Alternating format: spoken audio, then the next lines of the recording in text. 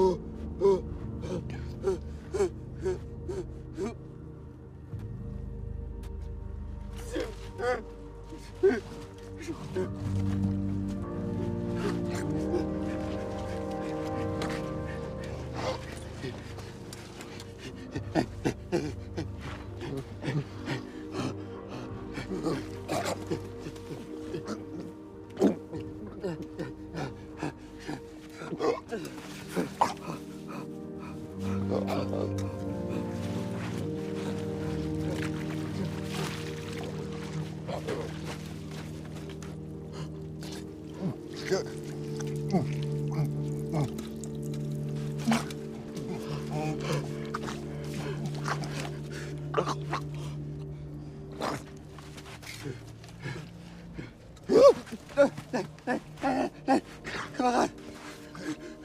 Kamerad! Kamerad! Kamerad!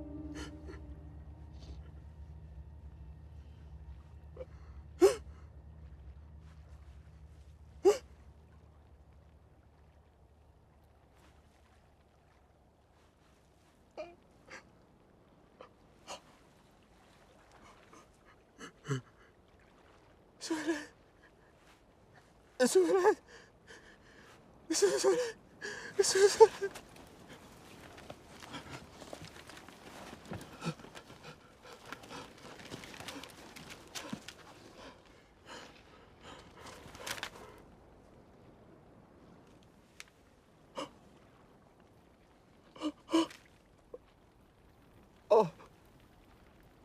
Oh.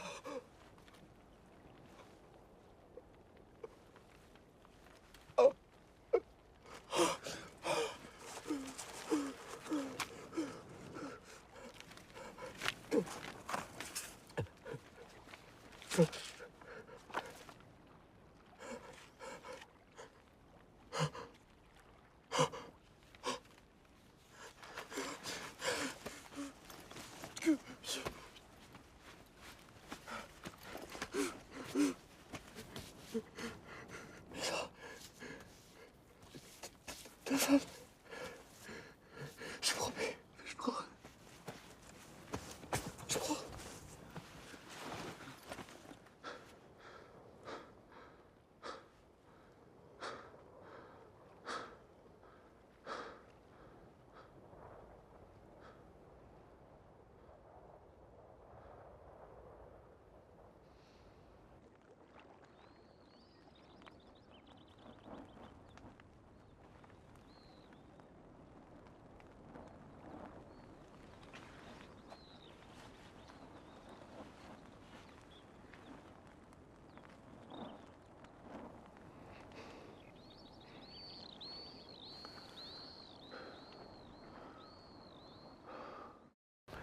Welcome to Behind the Lens. Today, he is really having a very, very good time with his latest film, All Quiet on the Western Front, which has been nominated for 9 Academy Awards, including Best Picture, Best Adapted Screenplay, and on and on and on. Welcome. Edward Berger, and congratulations on this achievement. It's really amazing. I think it's something like 14 BAFTA nominations too. I mean, extraordinary. We were very lucky. Thank you. Thank you so much. Luck is always part of this business, but yes. I'm not so sure you were that lucky. I think it takes a lot of skill to pull this off, and someone told me the budget of this movie, which looks huge on the screen and everything. It said it was under 20. So well, that's the proximity is there. Somewhere around there. It's pretty amazing, and you're also, of course, the director of this film, and this is unique in Oscar history too. We don't get many what we'd call remakes of Best Picture winners, but of course, All Quiet on the Western Front, Louis Milestone's version, was one of the earliest winners of the Academy Award for Best Picture in 1930. Mm-hmm.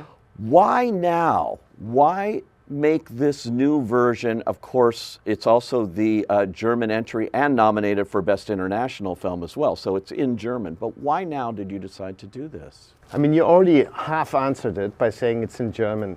I don't think of it as a remake. I also didn't really watch the movie again. I mean, I did watch it, which made me put the script away for 3 weeks because the bar is so high, you know. And suddenly the doubts creep in and all the fear that this might not be good enough. But the business has changed a bit since 1930. 100%, and it is a German novel, a German writer, a German story. I was born in Germany. I'm originally Swiss, but I was born in Germany. I grew up there, so when Germany plays the World Cup against Switzerland, I root for Germany. So I think I wanted to make a German film. And it felt to me the right time because nationalism was on the rise everywhere. In America, in England, you had Brexit, you had, in Germany, you had suddenly had a far right-wing party, which I never thought would happen again. In France, in Hungary, you had a country voting right. And institutions... We have a lot of crazies here. Yeah, and it's institutions in Europe, like the EU, that brought us peace, a war-ravaged continent, that brought us peace for 70 years. This is the longest period of peace in history in Europe.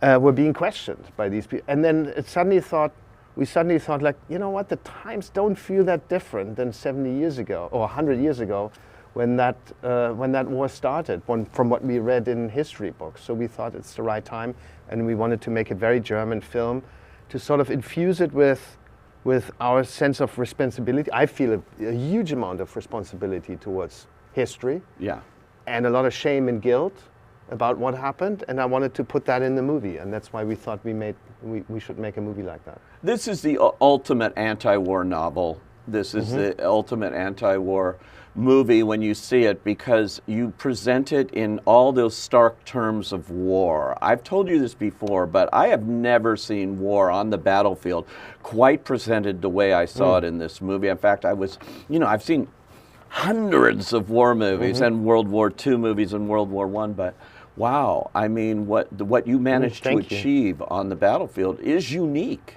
It's unique. Thank you. We try to give you that sort of immersive, very subjective. We have one protagonist, Paul Bäumer, who's not I wouldn't call him a hero. He's kind of a frail, sort of very studious soldier who goes from the classroom with enthusiasm to the front and learns very quickly that, nothing is worth anything there, and that he turns into a killing machine. And that's his journey from innocence, young, youthful boy to student to a killer, a soulless killer who's lost everything, all his friends and every inch of his emotions. And so we thought, to track that journey, to give you the experience to almost like live through it with him and to make you understand what he feels. Let's just use one camera.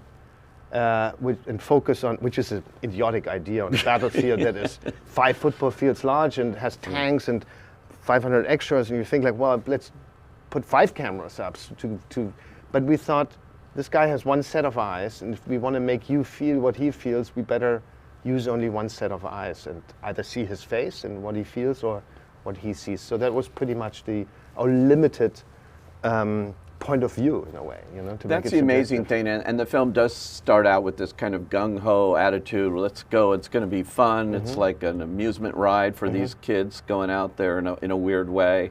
They don't really know. That's how it was for what them, they're in for. And I keep thinking, with a war going on in Europe right now for the first time in 70 years, and Ukraine and things, and what's going on in that field, and these people being thrown into that and not really knowing. And I see the images on the news, right now. They're very similar. And it looks like the images in your film. Yeah, we researched our images from a battlefield in Belgium called Ypres, and which was just a vast burnt tree, sort of devastated landscape, and just burnt tree stumps and things like that, and muddy, of course. And we recreated that in an old Soviet airfield near Prague, where we kept sinking into the mud. One night I had to rescue my DP who had sunk into the mud up to his hips and didn't show up in my car. So I went out and found him there, sunk into the mud. And so those images in the Ukraine look very much like 1916 Ypres, and the muddy soldiers, the burned tree stumps, the trenches. Not much has changed, unfortunately. And even there's a scene in the beginning of our movie where our protagonist inherits the uniform of a dead soldier, of a fallen soldier. And I read on the news the other day that Russian conscripts in the Ukraine or in Russia, it happens to them as well. They get the old, bullet-ridden uniforms of their colleagues. That's amazing too, because they're running out of soldiers there, and so history just keeps repeating itself here, which is the tragedy of this, and why this film, to get back to my original question, 90 years later, why it's so urgent all of a sudden. Yeah, of course we couldn't know that this war would happen, but I think, and it's tragic that it did. It's 1 year now, 1 year that it started. But the feeling of antagonism, I feel, was there already 3 years ago when it started, and where that leads, and isolationism, when countries stop communicating, and when everyone thinks we are right and let's put ourselves first, then I guess that's what happens eventually. Yeah. This became the German entry for the Oscars, which is how that contest works. Each country has to enter their movie. But it's totally gone past that, which happens occasionally with the Oscars, where a foreign language picture can go beyond that category. You've really gone beyond it. And I have to do shout outs here for your director of photography, nominated for an Oscar, James Friend, your production designer, Christian Goldbeck, hair and makeup, Heike Merker, original music, Volker Bertelmann, on and on and on with all of these nominations for your artisans, as they say in the business now. Well, I'm really thrilled about every single. I watched the nominations I'm shooting a movie in Cinecittà in Rome, where movie history just pours through the walls. Amazing, right? And we stopped for 15 minutes and watched the nominations being read by Riz Ahmed and Alison Williams, and we cheered so many times, and it was just this wave of luck and joy that came over me, and my costume designer Lizzie Crystal was there with me watching it, and we were just so happy for every single one of our colleagues, because we know how it works. It's a group of people. Right. We work together a lot, and I rely on them, and they make the movie so much better. Yeah. And that gets rewarded by their peers is just pure joy for me. Amazing. And visual effects too. Yes. Which you don't think of this kind of movie with visual effects competing against the Marvel crowd, but and Top Gun and all of that.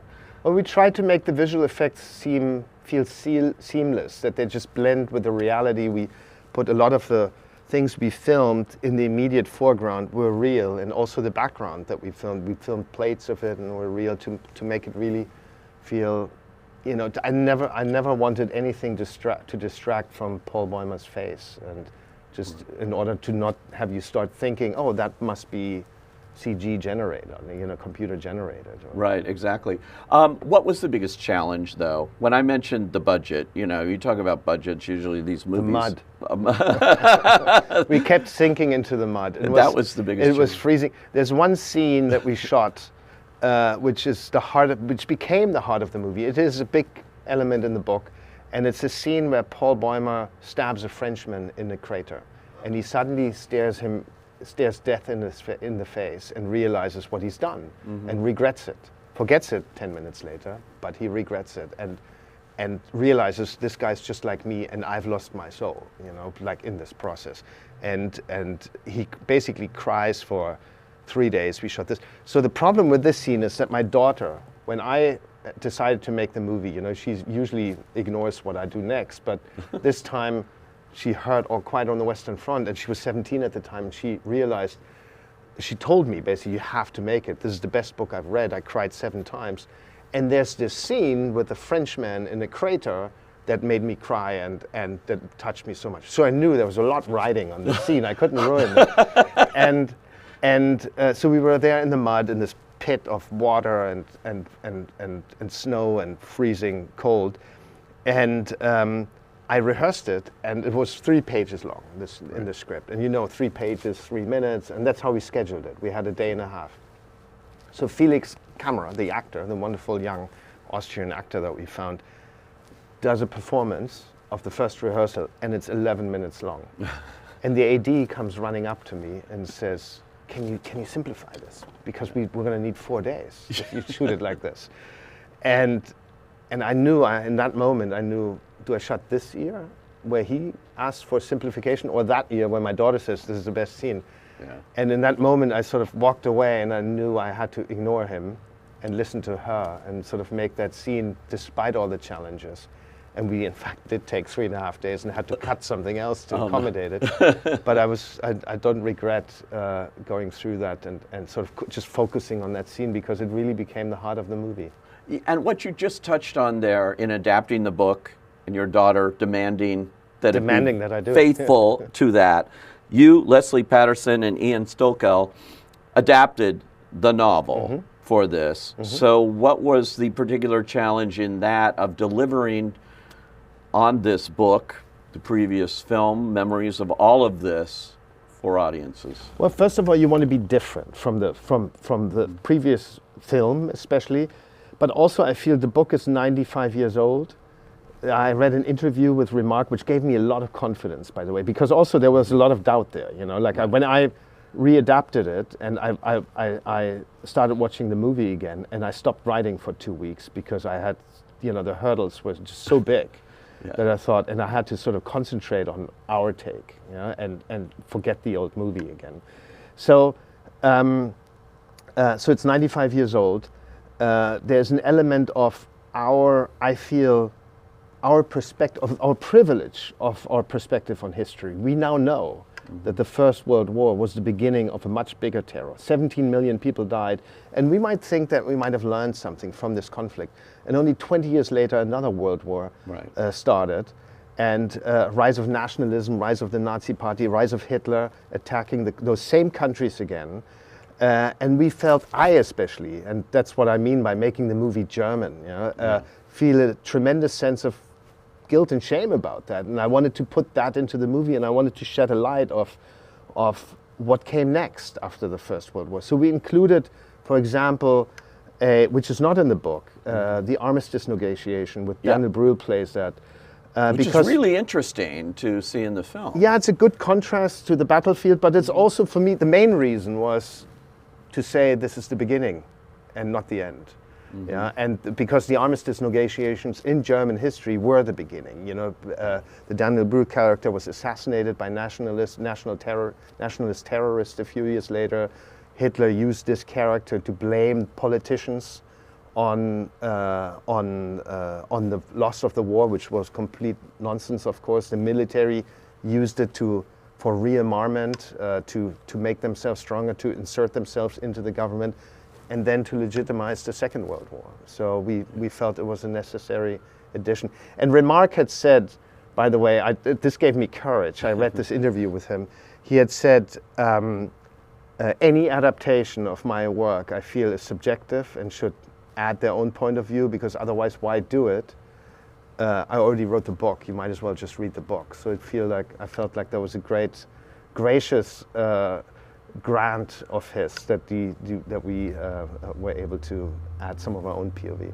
You can take that forward now with all your future projects that are based on books and say, well, Remarque said.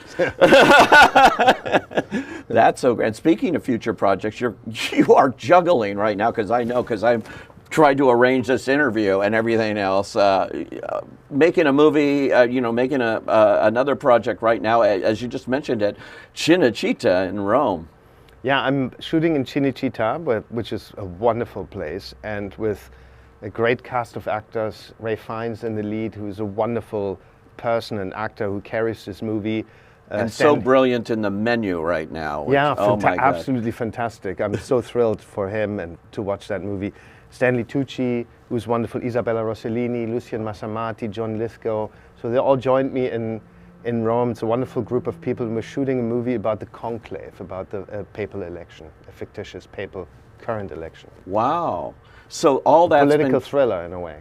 Yeah.